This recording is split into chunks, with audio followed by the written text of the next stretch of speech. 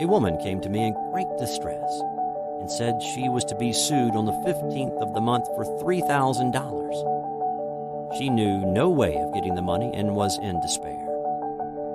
I told her God was her supply and that there is a supply for every demand. So I spoke the word.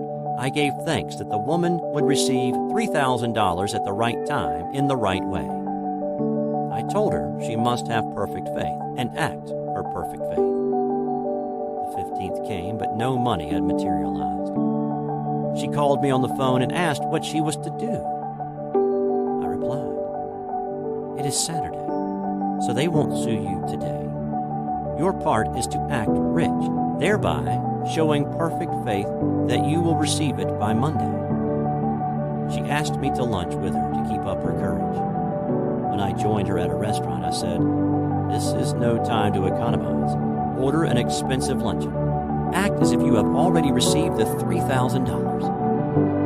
All things whatsoever ye ask in prayer, believing, ye shall receive." You must act as if you have already received.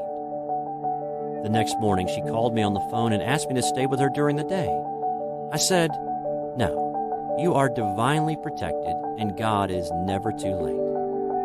In the evening, she phoned again, greatly excited, and said, "My dear, a miracle has happened. I was sitting in my room this morning when the doorbell rang. I said to the maid, 'Don't let anyone in.' The maid, however, looked out the window and said, 'It's your cousin with a long white beard.' So I said, 'Call him back. I would like to see him.' He was just turning the corner when he heard the maid's voice, and he came back. He talked for about an hour, and just as he was leaving, he said, 'Oh, by the way, how are finances?'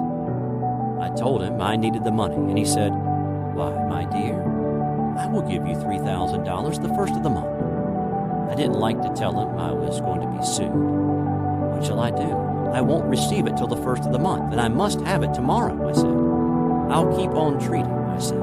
'Spirit is never too late.' I give thanks she has received the money on the invisible plane and that it manifests on time. The next morning, her cousin called her up and said, 'Come to my office this morning and I will give you the money.'